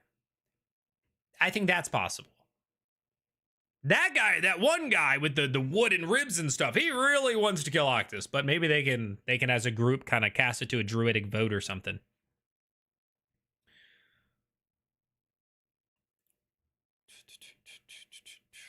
So I'm afraid of poor guy was just doing his job. I feel so bad for the pigeon. Yeah. I wonder the lore of what Julian's accent is like, how Caleb was Zen man. Oh, true, yeah. I wonder if it's actually tied into anything, like if he's a specific place, because he's like kind of from there though, I think. So I don't know. Yeah, that'll be interesting. Yeah, Samuel was a honeysuckle. Daniel says, if Belair is, quote, killed, can't the mask just be attached to a new person? Yes. My thinking is that the mask has to be killed. But then I will be very interested in whether or not in combats, Brennan assumes the damage is being dealt to the mask or not. I'm intrigued as to how they're going to mechanically make being a mask work with a person, knowing that the mask can just be put on somebody else. And if you don't know to target the mask, then you're just hacking the limbs off of a body, and then the mask just falls off, and then it just gets put on somebody else, right? So Sam on here begging to die the entire arc. He really was, though, John. Like 100%. He was without a doubt. Sam was putting himself in like Wiccan situations all the time where it wasn't great. But I don't necessarily mind that if it narratively fits. If he's like, this is the way my character is, this is what he would do. He's naive. He's just trying to. I'm for it. I'm okay with it. Erratic Genius, welcome in, dude. Good to see you again. I think it would get a cold open of perhaps the soldiers on the road back to Demakia, or maybe checking on Olbid or Hawthorne's Glade. Yes, I think eventually. I just don't know when. I don't know how many episodes in the Seekers they're going to give us before they say, okay, it's been long enough since the soldiers arc, right? Like, is it going to be now, episode 3 with the Seekers? Or is it going to be like the second half? So episodes 4, 5, and 6, we start to see a little bit of soldiers. I've been talking about that ever since we got to the Seekers. Like, will the soldiers show up in cold opens? We just had a whole arc with them. So are they going to show up or not? Don't know. Murray almost died in the earlier episode. I think she learned her lesson. Yeah, the back talk with Taconis. Favorite snack to eat while watching Critical Role? I don't normally, because I'm watching it while taking notes at, 10 p.m. until like 2 a.m. So I'm not normally snacking much. I've had some cookies, some Mexican wedding cookies. I'd say I've done that. Do It, its name is Do It Smoke Weed, 1896. I guess that's my best answer. Davino's sounds sort of Italian, yeah. Papa Smurf on Twitch says, so you're thinking that the pigeon was killed at its base and the scissors came out due to the letter? Yes, that's my hypothesis, is that the pigeon went nearby to wherever the sisters were at and then brought them in. It feels like Matt is getting influenced by whoever they are around. It went decidedly British for a small bit, and last episode it leaned German when they were around the Einfasens. Yeah. Could have sworn that Matt was slipping into Essex voice. Other people have said that. Several other people have said that he's at times has sounded very, very much like Essex. Famine, what's up, dude? Welcome in, welcome in. We are doing okay. What time is it? 9. Wow, this has flown by, guys. This has flown by. Holy cow. I don't think Brennan would give one character get out of death free card. Yeah, I mean, we've kind of had that like early on. I don't think it'll last though. Matthew, thank you so much for that subscription over on YouTube. I really appreciate that. What if the druid isn't mad about Octus, but maybe mad about Bayless? That's true. We don't know. Everybody's assuming it's Octus, but maybe he's like, you brought something in here that needs to die, and it's like freaking pincushion. It's Julian. They want Julian. They're like, we freaking hate Julian, dude. Like, what if? I love that Sam played it that way, fully entertaining, but he has to be the number one on the list who might go first because of it. Oh, I agree. He puts himself in danger all the time, and that's why I was like, he has to be on the list. Wick is blessed by the light and will never die. Okay. Cole says, Townsend is the mask, but the mask is bound to the wearer. Where the wearer dies, the mask goes inert till he can bind it to another wearer, in my opinion. Yeah, well, that's what I'm saying. Unless the mask is outright attacked, right? Like, if somebody's like, I know you're the mask, and is just, like, taking a hammer to it, then maybe the mask can die. Will Julian's curse cause a problem with the druids? Again, maybe that's it, right? Maybe it's not Octus. Maybe it's Julian's curse that they're like, you brought something in here that needs to die, and it's the curse. I still think it's probably Octus, but, like, it could be the curse. Oh, snap.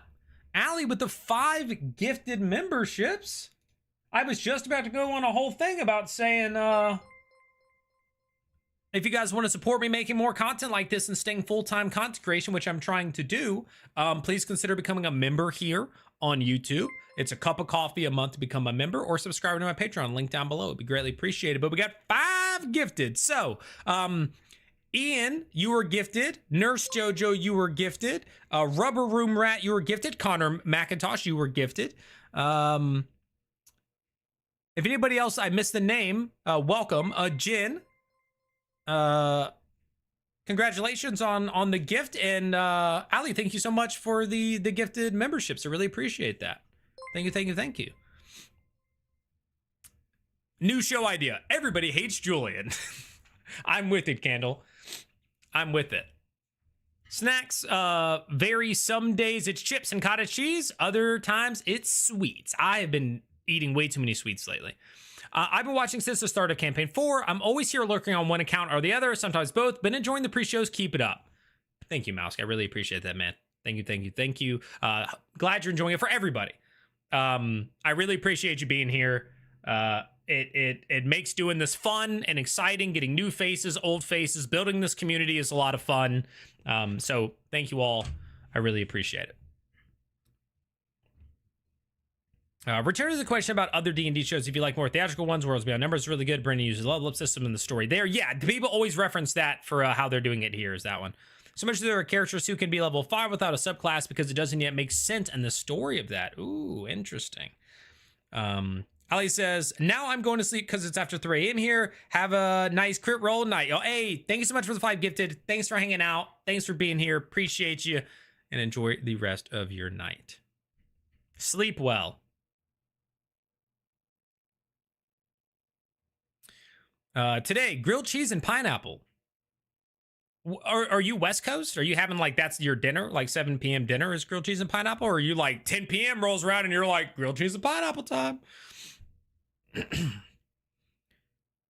Famine says, did think of that. Doesn't need to be the undead person the druids hate. They could just be petty and not like the sisterhood. Yeah, it could be a number of things, honestly. We all assumed it was Octus, but maybe it's not.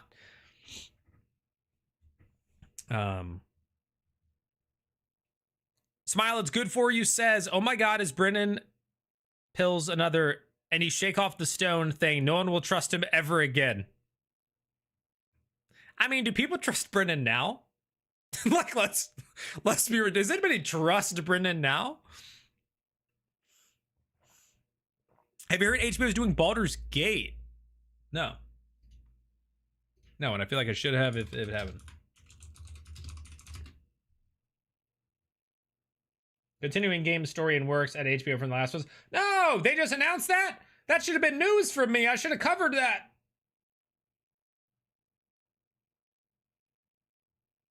No, I'm behind, chat. I'm behind. There's going to be a Baldur's Gate TV show? But after this, I have to watch and take notes on Critical Role. Chat. Okay, we're focusing up, keeping it going. If you were to self-insert a character, what would they be? Ooh, Arctic.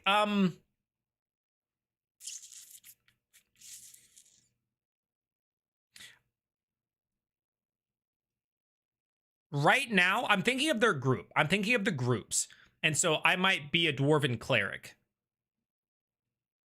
I like paladins, but they have too many of them. So I'm just, my first, I'm going to say, yeah. I'd either be an outright fighter because they're good, or I would be a cleric of some kind, dwarven cleric. Which one do you think will see a permanent character death first? Soldiers. Tyranny passed a saving throw in the previous episode. Wait, what? Was that related to something else that I didn't see? Oh, Sam's characters always die? Yeah. 3 Miss Crazy, thanks for the gifted. Change my username. Oh, Connor is watching. Oh, yeah, I guess I did kind of full dox you by saying that your full name. I mean, it's right there for everybody to see, but I said it out loud. Sorry. 4 a.m. snack, to be honest. Okay, Mortis. Great show tonight. See you next time. Hey, peace out, Cole. Thanks for popping in, dude. Hawaii also exists for grilled cheese and pineapple. I usually do popcorn, but I had leftover chili for dinner, so I am stuffed. Ooh, chili sounds good. Yes, the Baldur's Gate show is coming. He's super trustworthy. Oh, yeah, dude. Never trust Brennan in a good way, though.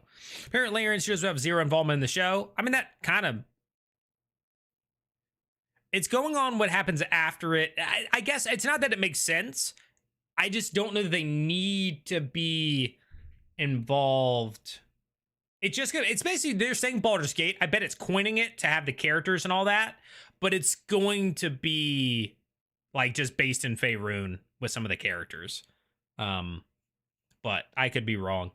And they may still ask some of them, might consult on it. It's just like Larian isn't going to be like a direct partner, but it might be a consulting or something. We probably don't know enough about it. A few hours ago, I know, I Googled after they said that because like, what are you talking about? I would know about that, chat. I mean, come on. And it got posted like right before I started this, so I wasn't looking. Like the articles were like 2 hours ago, whatever, and I've been live for almost 2 hours. If you include me restarting it, I've been live for basically 2 hours. So it happened right before I did this. Would a cleric spells work with the gods being dead? I guess lore-wise, they'd have to incorporate it into like being a part of the light or whatever Teor's situation is. I don't know. Or maybe that's why nobody is a cleric. Maybe that's why, is because they can't do that. Oh, he tweeted that they have no involvement. Yeah, I mean, it may be. Yeah, I don't know. I'm not gonna write it off because of that.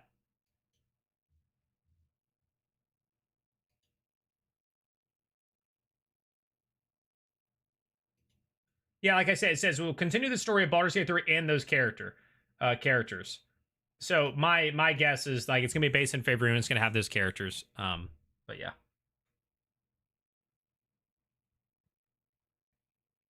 It's interesting. How do you continue the story of it when there's, like 5 endings, 6 endings, 7 endings, right? Like which story?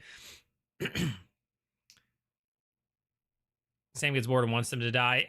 Some of them may have been that way. It's on a knife's edge in last combat. I think he probably Daniel, you think Teor dies first. I'll say the Druids are a Mean Girls club and it's not Octus. I think it's Valus. I had the idea of an orc blood hunter. Yo, what's up, Dr. Calvin? That being a right developed by the war god. That could be interesting, but then with the war god being dead, what side are you on? Making some chicken and lemony spaghetti. Without Minsk. That's true. Now, a cleric spell seems to depend on the belief of the cleric rather than the power of the god. Also, you could take that approach to it, for sure. Maybe they don't like the elves. See, exactly. That could be also why they don't want Valus there. Like, we don't know. We all just assumed, kind of. Schemers will get first death. Well, who is it going to be, Paul? Who's it going to be? Gods to pray to for spells know about 5e. Yeah, the Pantheon in older editions was way more important. I remember I played some older editions, and I have some of the books over here now. I have the advanced 2nd edition, the regular advanced, and then I have the red box up there. And then, 3, 3.5. But I mostly played 3 and 3.5, and I remember like caring about who my god was in 3 and 3.5. I remember really being like, okay, I'm a dwarf, I'm gonna follow Moradin, I'm gonna this and that. Nobody cares about their gods and 5. Like, it's just not as important. Like, the Pantheon just isn't as important in most 5e stuff. A lot more things were connected to that. Not to go off of Critical Role topics, I'm going to keep talking about that, but I'm curious. I just want you guys to share in the chat which side of the fence you're on with this. I don't necessarily love that class identities have been very much muddied, because now you have barbarians who can teleport and rogues doing this and fighters doing this, and like it just seems like every class can now do the things the other classes can do if you just pick a subclass. I kind of liked the identity of being like, this is what a cleric does, this is what a druid does, this is what a ranger does, this is what a barbarian does, right? I kind of liked that the class identity. But some people are just like, no, I want to be able to play whatever I want to be able to play. And so if it's a combination of whatever and doing other, I would have just said multi-class then. But now it's just like base classes have crazy abilities, the subclasses have crazy abilities. So I'm curious what you all think. Do you think, here's how you can answer instead of long-winded if you want to. Say muddied. Actually, I have no idea. I don't know how to phrase it. I was going to say muddied if you like it. Clinging if you don't. But that's stupid. So just answer however you want to answer. And then we're going to go back to talking about Critical Role. But it just popped into my head when we were talking about older editions. I was talking about D&D.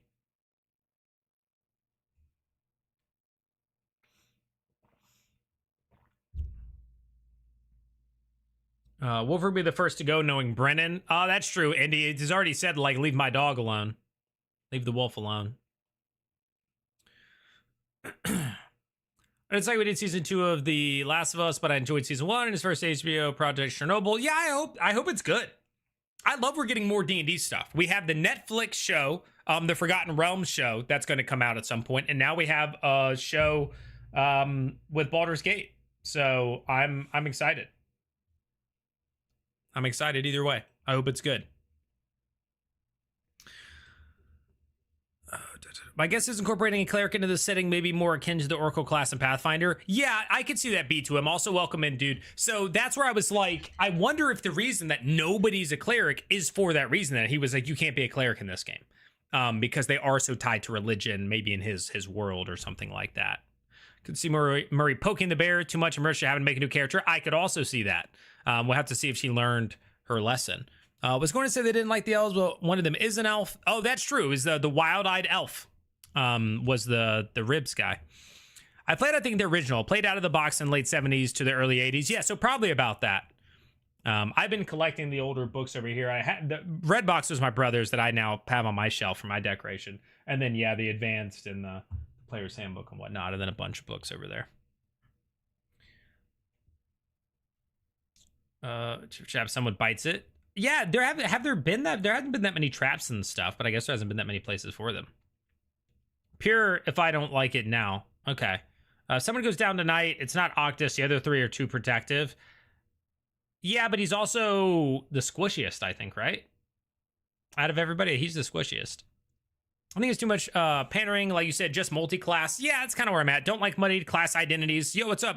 Trucus, I think.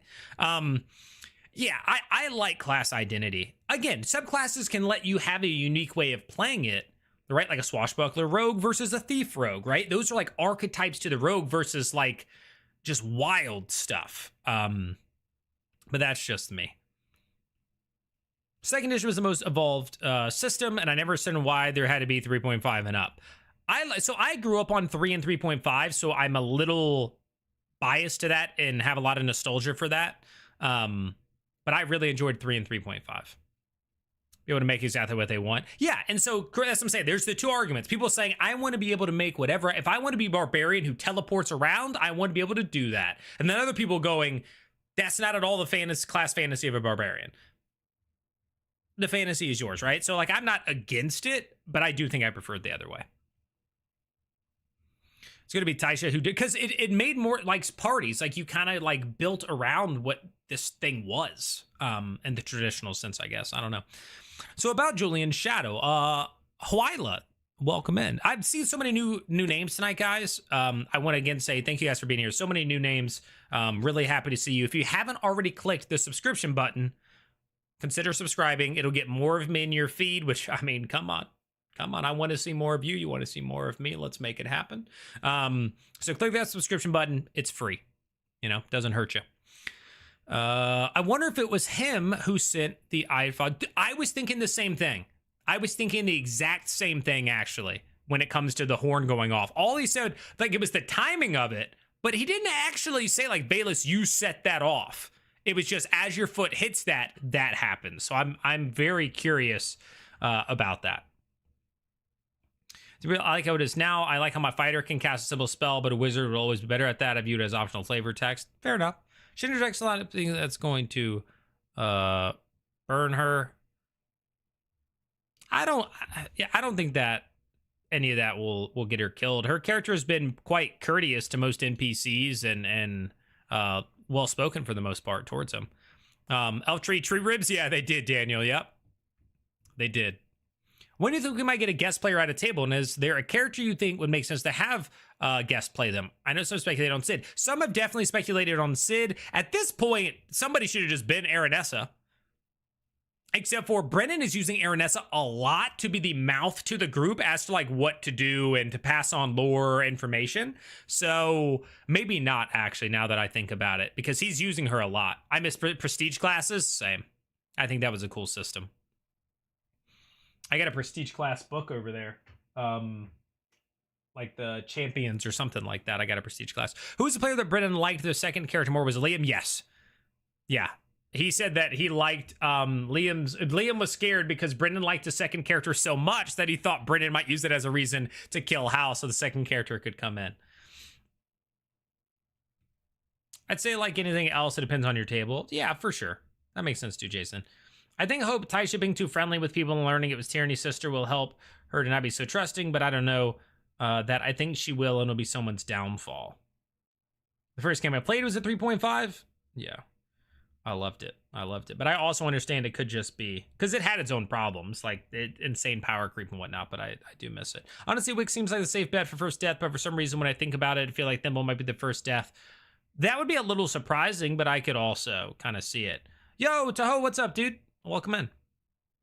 Older video games that were based on older D&D like KOTOR, and I always felt like I had to be able to try and hack the comp. No, that's with the spec guy who can't fight at all. Yeah, but that was just kind of it, is like there were roles. And if you could do everything and then everybody could do everything. And so then it was harder to come across and be like, oh, the rogue sneaks. The rogue finds traps. The rogue disables traps. And you had that archetype. And then you did backstabs and you were more sneaky. And now it's like rogues can just be like anything, doing psychic stuff, spell casting, doing all sorts of stuff. And it's not like something you greatly build up into. It's just kind of like there. Yeah. But either way, I mean, I'm fine with it. Welcome on newcomers. Join the Discord too. Yeah, guys, if you want to talk about Critical Role, I see we already did have some new folks join. Papa Smurf and Mag, welcome in, guys. Discord linked down there. Yo, QW, what's up, dude? Long time no chat. I hope you're well. Sorry, I've been crap remembering to. It's all good, dude. It is all good. Thank you so much for that resub. I really appreciate that. Join the Discord. It's linked in the description down below. If you're on YouTube, we have a Critical Role live chat channel. And we talk about Critical Role during the episode. We talk about it after the episode, throughout the week, different discussions and stuff like that. So if you want to talk Critical Role in Discord, jump in there. It'll be active tonight. So Taisha learned nothing after Tyranny's sister. She was very interesting with the Einfasens. Yeah, but did that? I mean, other than so basically, some woman was in disguise and did that, and that means that she shouldn't trust anybody. It's very muddied and I prefer clean play with single class characters. Race gives some flavor, but there's a lot of redundant capabilities across classes. Yeah, that's kind of where I'm at. Although Zune saying he was going to do something dumb sounds like a great way to get someone killed as well. True. Yeah, the stone right. Wasn't I positive protected? Verse Faye. It's artifact. Faye. She does have the stone, so that could be something like that. And I thought the stone, the night song, was something from the elves. Not to do with the Fae, but I could be missing something. Do you think, wait, Noah, you asked that earlier. I answered that earlier, didn't I? I hope there will be combat this episode. I don't know who they will fight because I think most of the people I'm thinking of, they lose to, is what I said earlier, basically. What's your favorite and least favorite class? I tend to lean Paladin or Rogue. Paladin, Rogue, Fighter are the top three. I'm not much of a caster. I haven't really played a sorcerer or a wizard, if I'm being 100% honest. I did try druid, didn't love it. So that's probably what I would say right now for least, but it's not like I hated it. Just like compared to the other three, I wasn't a giant fan when it came to that. I hope it won't be Thimble. Yeah, Nurse JoJo, she's super strong. I've talked about it a lot. She's also super strong because I think we're misplaying some of the rules that are making her way or stronger than she's supposed to be. But it is what it is. It's their table. I don't think it's on purpose, and I don't think they've realized it. They've brought up like, whoa, she's really strong. And I don't think they've been like, well, she's across a 5 round combat, she's dealing an extra 25 points with her offhand, and then she's getting more advantages than maybe she's supposed to have. And if you're rolling 2d20s, you're more likely to hit. You're also more likely to crit, and therefore you're going to do so. Yeah, but she's very strong. Her personality is pretty BA though, Nurse. I'll give you that as well. Oh, I enjoyed playing a bard as well. I did enjoy playing a bard as well. Taisha is very comfortable with throwing around her real name. It's going to back to bite them at some point. Well, so far, everybody's just loved the Loys. Everybody's loved the Circle of the Ancients, the Druids. Like, I mean, she's been like worshipped on the road. So I don't know. Artificer's pretty fun. I did that in a one shot. I go with the Druids until they can de-escalate. Yeah, that's what I'm thinking. It might be a de-escalation. Divine Soul Sorcerer. So it's very hyped for Sam's character. Oh, very cool. Have you been rebranded? Yeah, I've been nerdcore on everything for a while. I got laid off in February. The company shut down. Like, everybody got laid off. And so I decided in March, around the end of March, I was like, I'm going to start my own thing. and I started Nerdcore. And so I post on YouTube, on TikTok, on Instagram. I even have a website. It's not as active over there because the video stuff has done way better. And so I ended up changing my Twitch name to Nerdcore. Because I was like, everything's going to be the same. I'm going to be Nerdcore everywhere. I really want to push this as like my own creation, my own business of making content and trying to do this full time, which I've been doing for a while out of my bank account. And now we've gotten to the point where I am doing better. But I still need to make more. And so, you know, putting out content and doing all this stuff is what we're doing. So, yeah. Hopefully that answers QW, because I know you haven't seen me in a long time. B2M says, since Paladins seem to be pretty big in this current era of the setting, I'm curious if we'll see Oathbreakers in this campaign. Have you ever had an encounter with anti-Paladins or Oathbreakers in game? I have not personally had that, but I definitely understand where you're going with it. And I am curious because to me right now, I feel like most, if not all of them, are probably, I don't know how oathed they are, if that makes sense. Like, that feels like even a stupid sentence to say out loud, but like, I don't know if oaths are like as much in the game versus just being like mechanic, if that makes sense. Yeah. New Dice, what's up, dude? Hope you're feeling better. I am feeling a bit better. Thank you very much. Thank you very much. Hope you're doing well. John says, all my homies know fighters are always a vibe. We get accused of being boring, but fighters always rock. They can be a lot of fun. And in 2024, adding in the weapon masteries is nice too. And they got improved in some ways. I'm still not 100% sure how I feel about Great Weapon Master no longer being like the -10 for, or -5 potential +10. Now it's just if you have it, you just do like a flat proficiency bonus or something. So I'm not 100% about that. It's consistent. On average, you're probably actually going to do more, but I kind of liked the fun of being like, I'm taking a -5 to hit him hard. You know, like that was kind of fun. Yeah. Abria said that Taisha didn't have a reason to lie ever, so she doesn't have a clue yet how to behave in this type of situation. Totally fair. And I like when people stick to, like, they build these sorts of almost pitfalls to their characters, right? And then that gets to be used in some ways, and they stick with it. We've seen it with Wick. Apparently, we've seen it with Taisha. Like, that stuff is good. Candle says, I have been fond of playing a druid for a while, but to try to fighter, I love magic too much. I need my spells. Yeah, I did. The druid I played was the one that was, I think it's of the land. I was all focused on turning myself into an animal. Hope you get more and more successful. Thank you, Dalgo. We're working on it. We're working on it. You guys being here is part of that. So again, if you haven't already, clicked that subscription button and get more of me in your algorithms. If you want to support me, consider becoming a member here on YouTube.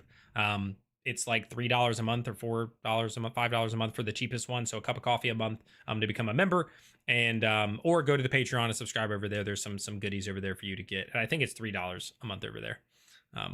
So if you have a Twitch Prime sub for free, you can go subscribe to me on Twitch. That helps as well. Or super chats. Like, there's a lot of ways to be able to do it, but just being here, if that's all you can do, I'm happy for it. Best with it, just stopping by. I will set an alarm to come back the next month. Hey, sounds good, QW. Appreciate you, dude. I'm caught up. 1.75 speed for the win. Didn't realize I could do that on live stream. Yeah. Or if you just want, you'll risk missing stuff, but you can always just click the live button on the player and it'll catch you right up. Or just, play it at a faster speed. And you'll be able to do that.